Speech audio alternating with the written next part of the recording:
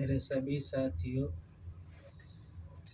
मैं आपके सामने फिर से हाजिर हुआ हूँ। सादिक अली नाबीना इजराइल का समर्थन करने वाले भारत में भी माहौल को खराब करना चाहते हैं। इसकी वजह यही है, ये आरएसएस की विचारधारा वाले लोग हर जगह पे नफरत फैलाने का काम करते हैं,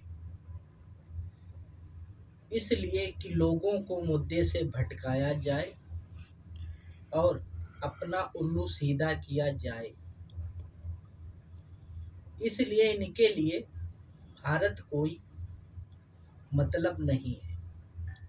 हर कोशिश करके जो इन्होंने 10 सालों में भारत को बर्बाद किया है, महंगाई की आग में झोंका है, लोगों की नौकरियां बर्बाद की हैं, लोगों को हाथों से रोजगार छीना है, बच्चों की पढ़ाई को महंगा किया है, हॉस्पिटल की दवाइयों को कम किया है, रेलवे की बजट को कम किया है। ये सब चीज छुपाने के लिए भारत में दंगे भड़काने की साजिशें चल रही हैं। गोदी मीडिया उसमें आग में घी डालने का जैसे काम करती है। ये आरएसएस के संगठन वाले ये देश के गद्दार हैं। ये अंग्रेजों की दलाली करने वाले हैं। अंग्रेजों और आरएसएस पे भी कभी विश्वास मत करना मेरे भारत के सभी साथियों। ये दोगले लोग हैं। इन्हें ना भारत के संविधान से मतलब, ना लोकतंत्र के, ना किसी कानून से। ये चाहते यही हैं कि भारत में बंटवारा होता रहे, लोग एक दूसरे में उलझे रहें और हम राजनीति करके हुकूमत चलाते रहें, कुर्सी पर बैठे रहें। यही गंदी सोच वाले हैं। हम सब लोगों को सोचने की ज़रूरत है। ये कौन सी विचारधारा के लोग हैं जो भारत के बंटवारा हुआ है, हमारा अभिन्न अंग एक बिछड़कर दूसरा देश बन गया है। ये अंग्रेजों और इन आरएसएस वालों की मिली भगत के जरिए हुआ है। उसी का खामियाजा जो हमें ये हमारा देश पाकिस्तान है, वो हमें देख देख के कुड़न होती है कि हमारा हिस्सा अब अभिन्न अंग पाकिस्तान बन गया है। उसी तरीके से फिलिस्तीन में भी यही मसला है कि वो यहूदी लोग आके बसने लगे, फिलिस्तीनियों को सताने लगे। वही मसला वहाँ भी है। जो आज फिलिस्तीन में लोग मारे जा रहे हैं, बेगुनाह लोग, जो हमास को आतंकी संगठन बताते हैं। इजराइल सबसे बड़ा आतंकी है, क्योंकि मासूम बच्चों को मारा जा रहा है, बेगुनाहों लोगों को मारा जा रहा है। जिन लोगों ने हमला किया उन पे तुम अटैक करो तो ठीक है, मगर बेगुनाहों लोगों को मारना ये बिल्कुल सरासर गलत है। इजराइल को इस चीज का भुगतान करना पड़ेगा। इतना मेरे सभी साथियों सोच लो। ऊपर वाले की लाठी में आवाज नहीं होती है, देर है अंधेर नहीं। यही हमारे भारत का भी इन आरएसएस वालों ने माहौल खराब कर दिया है। मोहन भागवत कहते हैं कि अब हम सबको हथियार उठाना पड़ेगा। अगर आरएसएस वाले उठाएंगे हथियार तो हम सब लोग क्या खामोश बैठेंगे? नहीं। ये देश के गद्दार हैं। भारत का जितना पैसा बर्बाद किया है, कि शायद किसी ने नहीं। भारत के ऊपर जितना मोदी जी ने कर्जा लाद दिया है, आने वाले समय तक कोई भी प्रधानमंत्री ये नहीं करेगा। ये दोगले लोग हैं, इन पे विश्वास करना महापाप। ये सारा पैसा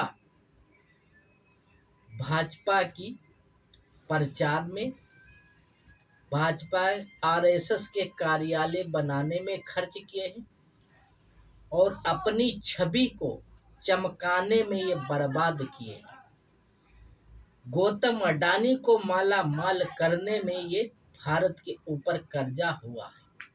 झूठ सच बातें करके लोगों को गुमराह किया जाता है।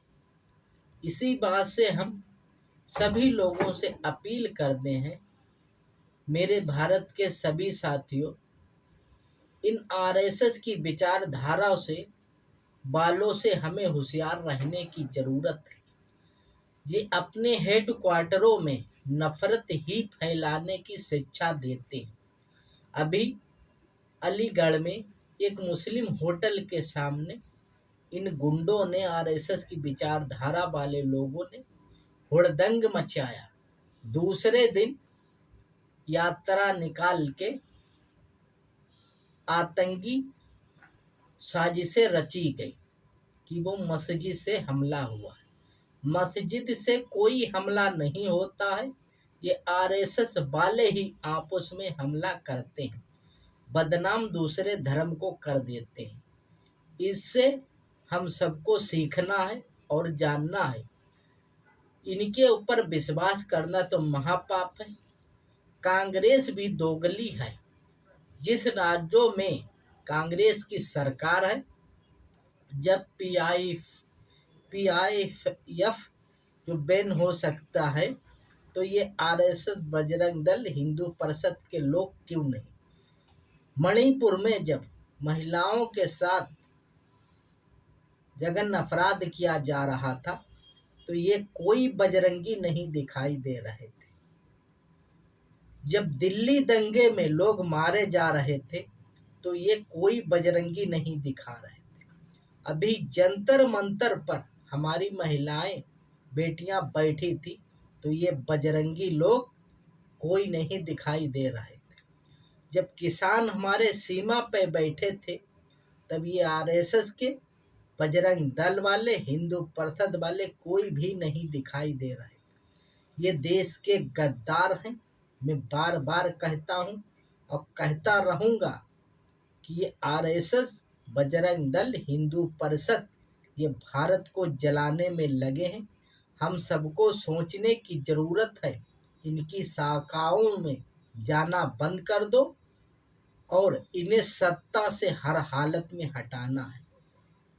भाजपा हमारे देश को बर्बाद करना चाहती है। चीन हमारी सीमा में घुसता चला आ रहा है, उस पर कोई फिक्र नहीं। फिक्र क्या, इनके पास पैसा ही नहीं रहा। इन्होंने पैसा भारत का बर्बाद कर दिया। फिक्र करें तो कहाँ से करें, हथियार खरीदें तो कहाँ से खरीदें। इनकी 420 जालसाजी चीन देख रहा है, इसलिए वो भारत में घुसता चला आ रहा है। ऐसा कभी भी नहीं हुआ कि भारत के अंदर आदमी घुसता चला आया है, चीन चला आया है। ये मोदी जी के राज्य में हुआ। इसलिए हुआ है कि गुजरात के लोग चीन से मिले हुए हैं, उनका समझौता है, इसलिए मोदी जी जुबान खोल नहीं सकते। हो सकता है कि पोल खुल जाए। पोल तो खुल गई, हर आदमी समझता है कि क्या मसला है क्या नहीं। इसी बात को मैं ख़त्म करते हुए सभी साथियों से मैं अपील करता हूँ, आरएसएस के विचारधारा से दूर हटो और अपने भारत का संविधान, लोकतंत्र को बचाओ। ये संविधान को ख़त्म करने में लगे, देश को बांट देंगे, फिर राज करेंगे। ये अंग्रेजों के दलाल हैं, अंग्रेजों ही से इन्होंने सीखा है, इतना जान लेना। सभी साथियों को जय हिंद।